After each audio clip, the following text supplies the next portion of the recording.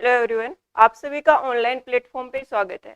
आज की क्लास में हम मानव तंत्र शुरू करने वाले हैं। सबसे पहले हमें पाचन तंत्र के बारे में पढ़ना है। लास्ट जो क्लासेज हुई थी उनमें हमें कोशिका और ऊतक के बारे में पूरी डिटेल पढ़ ली थी कि कोशिका क्या है, कोशिका की क्या काम है, कैसे वो अपना पूरा फंक्शनिंग करती है, साथ में ऊतक कैसे बनते हैं, कौन कौन से ऊतक पाए जाते हैं, किसका क्या काम है, वो सारी डिटेल हम लास्ट क्लासेज में पढ़ चुके हैं। आज की क्लास में हमें पाचन तंत्र के बारे में पढ़ना है कि पाचन तंत्र है वो अपनी वर्किंग कैसे पूरी करते हैं, कौन कौन से पाचन रस काम करते हैं, कौन से पाचन एंजाइम काम करेंगे, इसके अलावा जो टीथ होते हैं, दांत होते हैं, उनका क्या काम है, वो सारी डिटेल आज की क्लास में हम पढ़ने वाले हैं। तो स्टार्ट करते हैं। सबसे पहले हमें पता होना चाहिए पाचन प्रक्रिया होती क्या है। पाचन प्रक्रिया है वो होती क्या है उसके बारे में पता है। तो भोजन है उसमें हम अलग अलग तरह के पोषक तत्व है वो लेते हैं, जैसे कि कार्बोहाइड्रेट हो गया, प्रोटीन हो गया, इसके अलावा वसा। इन सब का डाइजेशन करने के लिए, इन सब का पाचन करने के लिए पाचन तंत्र में अलग अलग तरह के एंजाइम्स है वो निकलते हैं। तो जितने भी हम पोषक तत्व ले रहे हैं वो हमें कहाँ से मिलते हैं, या तो जानवरों से मिलते हैं या फिर जो पौधे होते हैं उनसे मिलते हैं।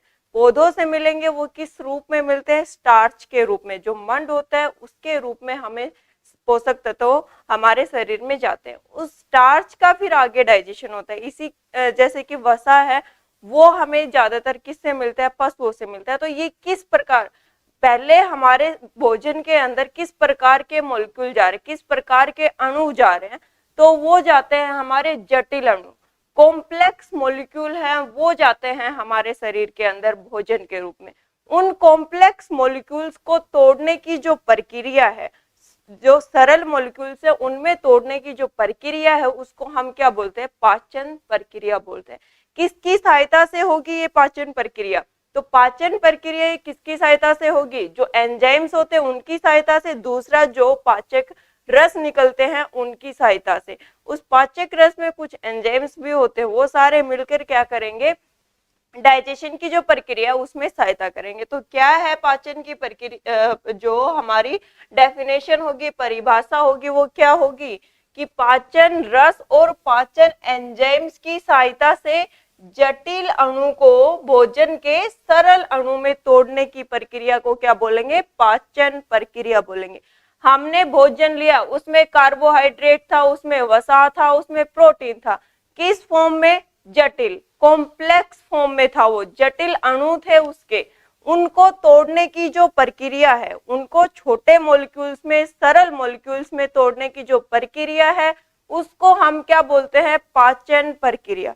क्या बोलेंगे उसको हम, पाचन प्रक्रिया उसको हम बोलेंगे।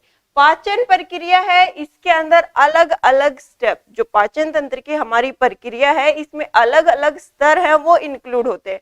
कौन कौन से इंक्लूड होंगे, सबसे पहले अंतग्रहण, दूसरा है पाचन, तीसरा है अवशोषण, चौथा है स्वांगीकरण, मिस्टेक हो रखी है, स्वांगीकरण, चौथा है फिफ्थ है मलत्याग, पांचवा मलत्याग। सबसे पहले अंतग्रहण, दूसरे नंबर पे आएगा पाचन, तीसरे नंबर पे आएगा अवशोषण, चौथे नंबर पे आएगा स्वांगीकरण और पांचवें नंबर पे मलत्याग। ये प्रक्रिया क्या काम करती है, एक बार इनका बेसिक बताती हूँ, फिर वन बाय वन इनकी डिटेल हम पढ़ेंगे आगे। तो देखिए पीछे चलते हैं, ये अपने पास पूरा का पूरा डाइजेस्टिव सिस्टम है, अपना पूरा का पूरा जो डाइजेस्टिव सिस्टम, ये अपने पास जो अंत ग्रहण होगा कहां से होगा, माउथ से। अंत ग्रहण का मतलब कोई चीज हमारे अंदर हमने ग्रहण किया, हमारे अंदर डाली हमने, तो भोजन कहाँ से डालते हैं, मुंह के, जो हमारा मुख गुहा होती है उसके द्वारा, तो मुख में जाएगा, मुख में क्या चला जाएगा, अपने पास भोजन था वो चला गया, कौन सी प्रक्रिया के द्वारा, अंत ग्रहण। अब मुंह से ही पाचन प्रक्रिया शुरू हो जाएगी। दूसरा स्टेप क्या था, पाचन। अंत ग्रहण में सिर्फ इतना है, इतना बताना है कि अंत ग्रहण प्रक्रिया के द्वारा हमने भोजन ग्रहण किया है, किसके द्वारा, मुख गुहा जो होती है हमारे शरीर की, उसके द्वारा हमने भोजन है वो ग्रहण किया। उसके बाद पाचन प्रक्रिया अपनी वो शुरू हो जाती है, कहाँ से, मुंह से ही शुरू हो जाती है। जो मुख गुहा होती है वहीं से क्या शुरू हो जाती है, अपनी पाचन प्रक्रिया वो शुरू हो जाती है। और ये पाचन प्रक्रिया कहाँ तक चलेगी, जो अपनी छोटी आंत होती है, जो छोटी आंत होती है यहाँ तक पूरी की पूरी पाचन प्रक्रिया है वो चलती है। शुरू हुई है कहाँ से, मुख गुहा से, और छोटी आंत जो कि उधर गुहा में पाई जाएगी वहां तक ये पूरी की पूरी प्रक्रिया है वो चलती है। इसके बाद तीसरा स्टेप क्या था, अवशोषण। जब यहाँ पे छोटी आंत में भोजन है वो पूरी तरह पच चुका है, भोजन का पाचन हो चुका है, उसके बाद क्या होगा, पाचन होने के बाद वो अवशोषित होगा। अवशोषित का मतलब वो रक्त में मिलेगा। जो पोषक पदार्थ है पूरे शरीर को चाहिए, तो है नहीं कि छोटी आंत, बड़ी आंत, पेट, इन्हीं सबको पोषक पदार्थ चाहिए होते, पूरे के पूरे शरीर को पोषक पदार्थ चाहिए होते। तो पूरे शरीर को पोषक पदार्थ चाहिए होते, तो उस पूरे शरीर में पोषक पदार्थ की जो सप्लाई है वो करेगा कौन, कौन हर एक जगह भेजेगा उनको, तो जो रक्त होता है वो सारे के सारे पोषक पदार्थ है उनको शरीर के हर एक हिस्से तक पहुंचाने का काम करता है। तो छोटी आंत से ये किसके अंदर मिक्स हो जाएंगे, किसमें अवशोषित हो जाएंगे, जो हमारा रक्त होता है उसमें अवशोषित हो जाते हैं और शरीर के हर एक हिस्से तक ये पहुंच जाते हैं। फिर उसके बाद आता है जो स्वांगीकरण। तो स्वांगीकरण में क्या होगा, जो भोजन पाचन करने लायक था वो पचा दिया किसने, छोटी आंत ने और अमाशय ने, ठीक है। उसके बाद कुछ अपशिष्ट पदार्थ बच जाते और उनके साथ कुछ ज्यादा पानी है वो बड़ी आंत में स्थानांतरित कर दिया। तो उस पानी को सोखने का काम कौन करती है, बड़ी आंत, और उस पानी को सोखने की जो प्रक्रिया है अपशिष्ट पदार्थों से, उसको बोलते हैं स्वांगीकरण। और लास्ट जो अपना स्टेप है वो क्या है, मल त्याग। मल त्याग में जो अपशिष्ट पदार्थ है उनको शरीर से बाहर निकालना है, किसके द्वारा, जो गुदा होता है, एनस होता है, उसके द्वारा उनको शरीर से बाहर निकालना होता है। तो ये 5 प्रक्रिया हुई, कौन कौन सी, अंतग्रहण, पाचन प्रक्रिया, अवशोषण प्रक्रिया, स्वांगीकरण प्रक्रिया और मल त्याग प्रक्रिया। अंतग्रहण प्रक्रिया में क्या हो रहा है अपने पास, अंतग्रहण प्रक्रिया है उसमें, अंतग्रहण प्रक्रिया में हमने भोजन को ग्रहण किया है, पाचन प्रक्रिया में पचाया उसको, अवशोषण में रक्त में मिलाया, स्वांगीकरण के अंदर जो अपना पानी बच गया था अपशिष्ट पदार्थों के पास उनको दोबारा अवशोषित किया है, और मल त्याग में गुदा के द्वारा अपशिष्ट पदार्थों को बाहर निकाला है।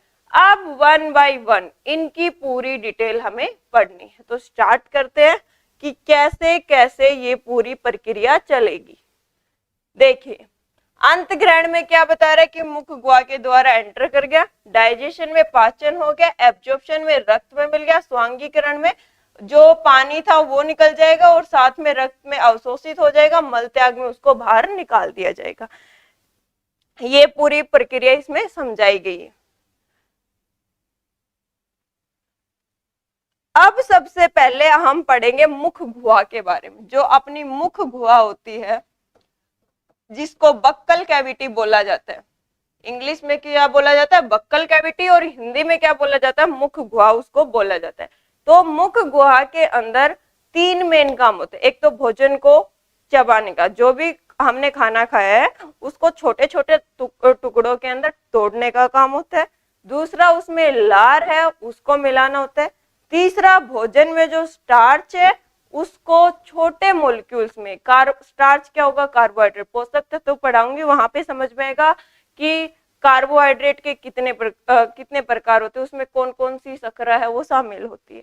तो स्टार्च है वो भी एक कार्बोहाइड्रेट है, माल्टोज है वो भी एक कार्बोहाइड्रेट होता है, ग्लूकोज है वो भी एक कार्बोहाइड्रेट होता है। तो उसी के साथ साथ चलते हुए तो हम पौधे से जो भोजन लेते हैं उसमें सबसे ज्यादा स्टार्च होता है। हम गेहूं की रोटी खा रहे हैं उसमें क्या मिलेगा, स्टार्च मिलेगा। आलू खा रहे हैं स्टार्च मिलेगा। तो हम पौधों से जो भी भोजन ले रहे हैं उसके अंदर सबसे ज्यादा मात्रा किसकी पाई जाएगी, स्टार्च की पाई जाती है। तो मुख गुहा में 3 काम होंगे। दांत हैं वो क्या करेंगे, छोटे छोटे टुकड़ों में भोजन को तोड़ने का काम करेंगे। लार ग्रंथियां हैं वो लार निकालने का काम करेगी, साथ में एक स्लावरी अमाइलेज एंजाइम है वो निकालेंगी जो कि स्टार्च को माल्टोज में बदलने का काम करेगी। तो सबसे पहले पढ़ते हैं दांत के बारे में। दांत है वो किससे बना होता है, कितने प्रकार होते हैं, दांत का जो सूत्र होता है वो क्या होता है, एक वयस्क में कितने दांत होंगे और एक बच्चे के अंदर कितने दांत होंगे, वो सारी चीजें हमें यहाँ पे पढ़नी है। तो सबसे पहले जो दांत है इसका जो आपको ये व्हाइट वाला हिस्सा दिखाई दे रहा है पूरा का पूरा, ये किससे बना हुआ होता है, किससे बना होगा? कैल्शियम कार्बोनेट CaCO3 और CaPO4, calcium carbonate and calcium orthophosphate, इन दोनों रसायन से मिलकर क्या बना होता है? हमारे दांत का जो भारी भाग सफेद रंग का जो हमें दिखाई देता है ये बना होता है। क्या बोला जाता है इसको? इनामेल इसको बोला जाता है, इनामेल बोला जाता है, इनामेल। अगर ये पूछ ले कि इनामेल है ये बना हुआ किससे है? CaCO3 और CaPO4, कैल्शियम कार्बोनेट और कैल्शियम ऑर्थोफॉस्फेट दोनों से ये मिलकर बना हुआ होता है। काम क्या करेगा ये? हमारे टीथ को जो मजबूती है वो प्रदान करने का काम करे। दांत को मजबूती प्रदान करने का काम कौन कर रहा है? जो इनामेल है वो प्रदान करता है। हमारे शरीर का जो सबसे मजबूत हिस्सा होता है वो कौन सा होता है? दांत का इनामेल वाला हिस्सा है, वो सबसे मजबूत हिस्सा होता है। तो ये पूछ लिया जाए सबसे मजबूत हिस्सा इनामेल, दांत का भारी हिस्सा इनामेल, इनामेल बना हुआ किससे है? Calcium carbonate and calcium orthophosphate दोनों से मिलकर बना होता है। ये किसके अंदर धसा हुआ होगा? जो हमारे मसूड़े होते हैं इनके अंदर ये धसा हुआ होता है। आधा पार्ट इसका भार होगा, भार ये क्या प्रदान करे? मजबूती। और अंदर ये धसा हुआ किसमें? जो मसूड़े होते हैं उनके अंदर धसा हुआ होता है। और मसूड़े हमारे किससे बने हुए थे? मांसपेशियों से बने होते हैं। मसूड़े होते जो गम्स होते हैं वो किससे बने हुए? मांसपेशियों से बने हुए होते हैं। तो मसूड़े मांसपेशियों से बने हुए।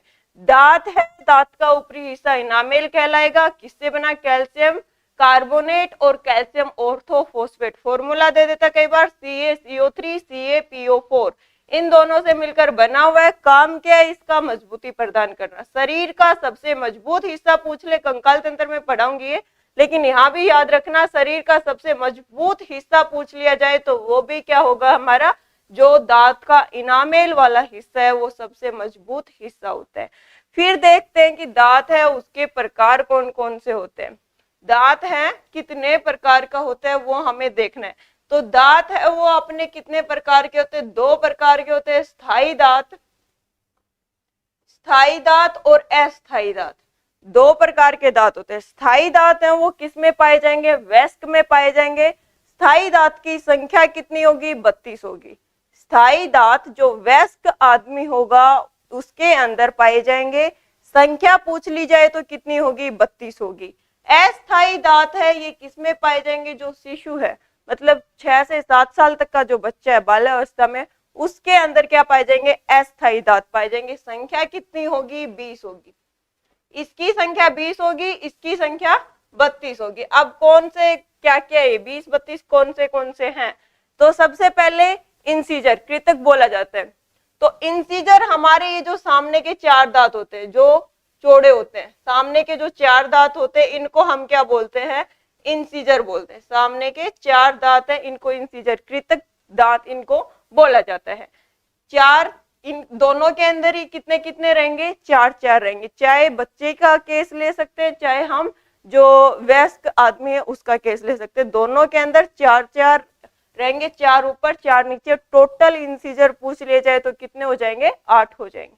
फिर उसके बाद है कनाइन, रंध्रक किसको बोला जाता है?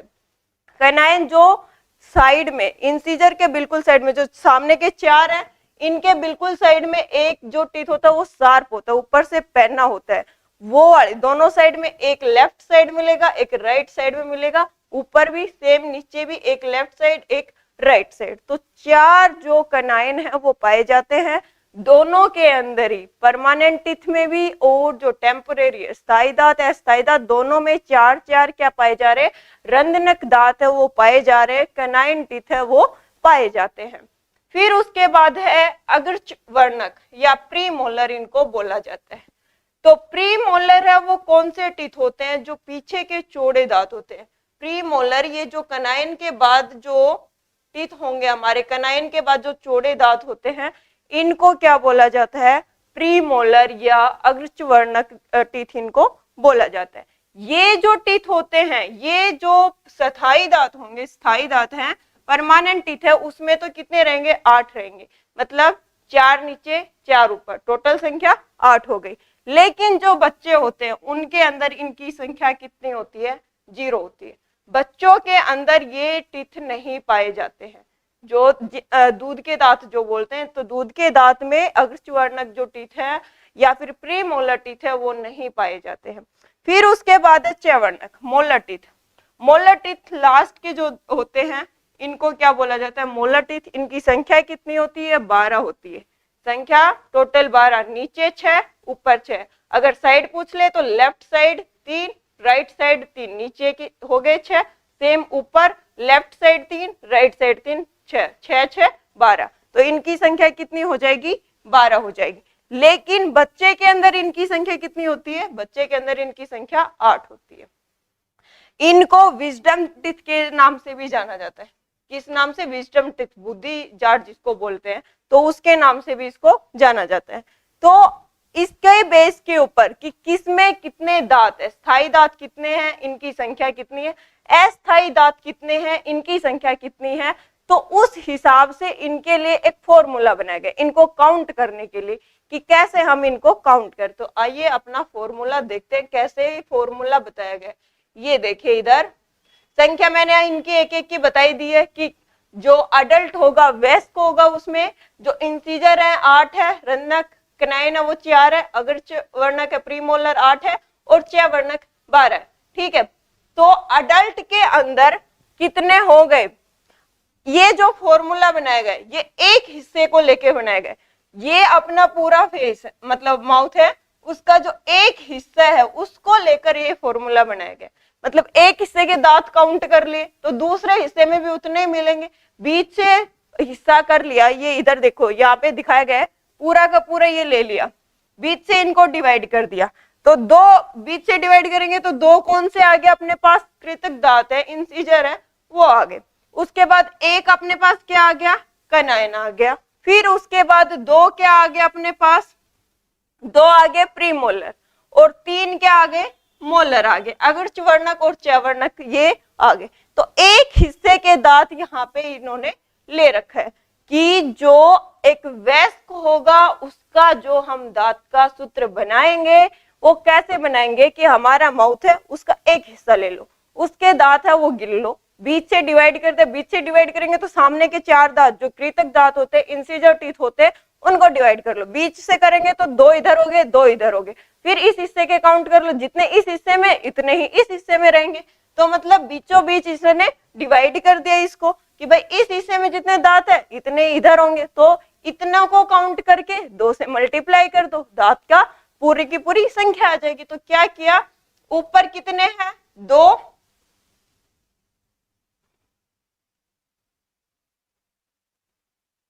अपने पास ऊपर जो कृतक दांत है वो कितने कितने हैं, ऊपर 2 है, कौन से, कृतक, 2 है, सॉरी एक आएगा इंसीजर, 2 कृतक 1 इंसीजर, उसके बाद 2 है वो अग्रचवर्णक और 3 है वो चयवर्णक। कितने हो गए, फॉर्मूला क्या हो गया, 2 1 2 3। 2 संख्या किसको बता रही है, कृतक दांत को बता रही है। 1 संख्या किसको बता रही है, कनाइन जो अपने पास रंजक दांत होता है उसको बताती है। जो 2 संख्या दोबारा से ये किसको बता रही है, अग्रचवर्णक जो हमारे हैं उनको बता रही है, प्रीमोलर टीथ को ये रिप्रेजेंट कर रही है। और फिर उसके बाद 3 जो टीथ है वो किसको बता रहे हैं, जो 3 संख्या आ रही है किसको बता रही है, जो अपने मोलर टीथ होते हैं उनको बता रही है, जो चयवर्णक दांत है उनको बता रही है। अब अगर नीचे का हिस्सा काउंट करें तो नीचे भी क्या आएंगे, 2 कृतक 1 रंजक, फिर 2 क्या आ गए, अचयवर्णक और 3 चयवर्णक, फिर से वही संख्या आ गई। तो क्या बना दिया फॉर्मूला, 2 1 2 3, 2 2 1 2 3। ठीक है, ऊपर का ले लिया, डिवाइड कर दिया, 2 1 2 3। इसको मल्टीप्लाई किससे कर दो, 2 से कितना आ जाएगा अपना पूरा 32। ये नहीं मैथ मत लगा देना कि मैडम 2 से 2 कट गया, 1 से 1 कट गया, 2 से 2 कट गया, 3 से 3 कट गया। मैथ अप्लाई नहीं हो रहा भाई, बायो पढ़ रहे हैं हम यहाँ पे। हमें ये बताना है कि एक हिस्से में हमारे ये दांत है, दूसरी साइड का हिस्सा देखेंगे तो 2 से मल्टीप्लाई, जितनी संख्या इन दांतों की इसको 2 से मल्टीप्लाई कर देंगे, कितना आ जाएगा हमारा 32 आ जाएगा। हमें ये नहीं करना है कि इसको मैथ लगा के काट दिया, ये वाला सिस्टम नहीं करना हमें कि 2 से 2 कट गया, 1 से 1 कट गया, पूरी की पूरी संख्या कट गई, फिर तो आएगा क्या, 0 आएगा फिर तो हमें यहाँ पे मैथ नहीं लगाना, हमें सिर्फ क्या करना है, हमें सिर्फ यहाँ पे इनकी संख्या बतानी है कि एक हिस्से में इतने आ रहे हैं तो दूसरे हिस्से में कितने दांत आएंगे। तो अडल्ट का समझ में आ गया कि अडल्ट में एक हिस्से को हमने काउंट किया तो हमारे पास फॉर्मूला बन जाएगा 21-23 अपॉन 21-23। ये 21-23 है, इसको ये एक हिस्से का कुल दांत निकालने हैं तो इसको 2 से मल्टीप्लाई कर दो। ये 2 से मल्टीप्लाई होगा 4 आ जाएगा, ये 2 से मल्टीप्लाई होगा 2 आ जाएगा, ये 2 से मल्टीप्लाई होगा 4 और ये 2 से मल्टीप्लाई होगा 6। तो ऊपर कितने दांत है? 4 कौन से हो गए? कनाइन, सॉरी इंसीजर हो गए। 2 कौन से हो गए? कनाइन हो गए। 4 कौन से हो गए? प्री मोलर हो गए। और 6 कौन से हो गए? मोलर हो गए। तो इस प्रकार से ये 2 से मल्टीप्लाई करना है। कभी डिवाइड करके फिर बोलो 0 आ गया, 0 से 2 को मल्टीप्लाई करेंगे तो 0 आएगा, ये कैसा सूत्र? मैथ अप्लाई नहीं करना हमें। फिर उसके बाद हम देखते हैं किसका? चाइल्ड का। एक छोटे बच्चे के अंदर जो जिसमें दूध के दांत होते हैं उसका हम देखते हैं। जो 6 से 7 साल तक का जो बच्चा है उसमें कैसे रहेगा? तो 6 से 7 साल तक का जो बच्चा है जिसके अंदर दांत टूट रहे, नए दांत आ रहे, जो अस्थायी दांत है वो टूटेंगे फिर नए दांत आते जाएंगे। तो अस्थायी दांत है उनकी संख्या कितनी कितनी होती है वो बताना। तो अस्थायी दांत है वो संख्या हम बता चुके कि भाई जो कृतक है वो 8 रहेंगे, रत्नक है वो 4 रहेंगे, अगर च्वर्णक 0 और ये 8। तो इनका फॉर्मूला क्या बनेगा? 21-0-2। ये 0 कहां से आया? क्योंकि इनके अंदर कौन से दांत नहीं है? अगर च्वर्णक जो प्री मोलर होते हैं वो छोटे बच्चों में नहीं पाए जाते। जिनमें दूध के दांत है उनमें प्री मोलर टीथ है वो अब्सेंट रहते हैं। अस्थायी दांत में प्री मोलर दांत नहीं पाए जाते, उसकी जगह क्या कर देंगे हम यहाँ पे 0 लगा देंगे, क्योंकि कोई संख्या ही नहीं है, दांत ही नहीं है तो काउंट कहां से करेंगे, संख्या कहां से लिखेंगे? तो दांत नहीं तो उसका क्या आ जाएगा? वहां पे आ जाएगा उसका 0। और ये यहाँ पे 2 आए तो जो च वर्णक है वो 12 की जगह कितने होते हैं छोटे बच्चों में? 8 ही होते हैं। जब वो स्थायी दांत आते हैं उसके बाद उसके अंदर कितने दांत बनते हैं? उसके अंदर 12 दांत बनते। तो यहाँ पे आ जाएगा 2। तो सेम इसका भी क्या हो जाएगा? 21-0-2 अपॉन 21-0-2। संख्या का क्या करेंगे? मल्टीप्लाई कर देंगे इनको 2 से। कितने आगे? जो कृतक है वो 2 से मल्टीप्लाई करेंगे, कितने आगे? 4। ऊपर के हिस्से में 4, नीचे के हिस्से में 4, टोटल कितने हो गए? 8। यहाँ पे जो अपना रत्नक है उसको काउंट करेंगे तो ऊपर के हिस्से में 2, नीचे के हिस्से में 2, टोटल कितना हो गया? 4। अब 2 से 0 को मल्टीप्लाई करेंगे तो 0 आएगी, चाहे ऊपर कर लो चाहे नीचे कर लो। ऊपर वाले ये जो अपने मोलर टीथ है इनको करेंगे तो ऊपर 4 नीचे 4, टोटल संख्या कितनी हो गई? 8। फिर से बता रही हूँ मैथ वाला अप्लाई नहीं करना है कि ये ऊपर से नीचे पूरा का पूरा कर जाए। हमें सिर्फ संख्या बतानी है कि एक हिस्से के दांत इतने तो दूसरे हिस्से में कितने होंगे और दोनों हिस्से में इतने तो टोटल दांत कितने होंगे, सिर्फ संख्या बतानी है। तो अपने पास अडल्ट का फॉर्मूला हो जाएगा 21/23, 21/23 और बच्चे का क्या हो जाएगा? 21-0-2 अपॉन 21-0-2। आपसे संख्या पूछ सकते हैं कि जो परमानेंट टीथ होते हैं, स्थायी दांत होते हैं, उनकी संख्या कितनी होती है, अस्थायी दांत की संख्या कितनी होती है, या फिर जो बच्चे होते हैं या अस्थायी दांत होते हैं उनके अंदर कौन से दांत नहीं पाए जाते उनके बारे में कोई नहीं पूछता। जो एक्सेप्शनल केस होता है, जो अपवाद होता है, उसके बारे में ज्यादा पूछा जाता है। तो कौन सा नहीं पाया जाता? अगर च्वर्णक है ये नहीं पाया जाता, प्री मोलर है ये नहीं पाया जाता। दांत बने किससे? Calcium carbonate, calcium orthophosphate. बोला क्या जाता है भारी परत को? इनामेल है वो कहा जाता है, सबसे मजबूत हिस्सा वो होता है। ये हो गया दांत के बारे में कि दांत है क्या, कितने प्रकार के, कितनी इनकी संख्या है। फिर उसके बाद हमें पढ़ना है जो अपनी जीभ होती है उसके बारे में। जीभ है, जीभ के काम क्या है? एक तो जो भोजन है उसका टेस्ट बताना, उसका स्वाद बताना, जो हमने खाना खाया है उसका टेस्ट खट्टा है, मीठा है, नमकीन है, वो बताने का काम किसका होता है? जीभ का। दूसरा, जब दांत है उन्होंने बिल्कुल छोटे छोटे टुकड़ों में उसको तोड़ दिया भोजन को, उसके बाद जीभ का काम होता है उस भोजन के अंदर लार मिला के कहाँ धकेलना, जो भोजन नली होती है, आहार नली होती है, उसके अंदर धकेलने का काम होता है। जो जीभ है इसकी जो उभरी हुई संरचना होती है, दो दो हिस्से होते हैं, इधर से ये उभरा हुआ होता है, इसको क्या बोला जाता है? पेपिला इसको कहा जाता है। जो उभरी हुई संरचना है जीभ की उसको पेपिला बोलते हैं। अब कौन सा हिस्सा है वो क्या बता रहे हैं? तो जीभ का जो आगे वाला हिस्सा होता है, ये वाला जो पार्ट हो गया अपना, ये वाला जो हिस्सा है किसको बता रहे हैं? जो ना ज्यादा खट्टा है ना ही किस प्रकार का, ना ही मीठा है, बीच का जो हिस्सा है उसको जो उमामी उसको बोलेंगे। ना खट्टा है ना मीठा है, बीच का जो पार्ट है उसको क्या, आगे वाला हिस्सा ये बताता है। बिल्कुल खट्टी चीज है उसको जो ये साइड वाला हिस्सा होगा ये बताता है। बिल्कुल मीठी चीज है उसको बिल्कुल फ्रंट वाला हिस्सा ये बताता है। बिल्कुल ही जो बिटर है उसको पीछे वाला हिस्सा बताएगा। और साल्टी को ये आगे वाली छोटी सी परत होती है ये बताती है। मेनली ये पूछा नहीं जाता है लेकिन फिर भी आपको पता होना चाहिए कि कहाँ से कौन सा पार्ट है वो किस चीज को बता रहा है। जीभ का काम क्या है? टेस्ट बताना, भोजन को आहार नली में धकेलना। उसके बाद अपने पास लार ग्रंथि। यहाँ से मेन क्वेश्चन बन सकता है कि लार ग्रंथि कौन सा एंजाइम निकालती है? लार ग्रंथि है, उसमें निकालने जो एंजाइम निकलता है वो किस चीज का डाइजेशन करेगा? कौन से पोषक तत्वों का डाइजेशन करता है? और मुख गुहा में जो डाइजेशन की प्रक्रिया चलती है उसमें जो एंजाइम काम करता है उसको कौन सी ग्रंथियां निकालती है? तो इसके बारे में पूरी डिटेल पढ़नी। तो लार ग्रंथि है वो 3 जोड़े लार ग्रंथि है वो पाई जाती है मुख गुहा में। कौन कौन सी? पेरिटोइड ग्रंथि, सबमिक्सलरी ग्रंथि और सबलिंगुअल ग्रंथि। 3 जोड़े पाए जाते हैं इनके, मतलब टोटल 6 पाई जाती है। एक 3 लेफ्ट साइड में, 3 राइट साइड में। कहाँ कहाँ पाई जाएंगी?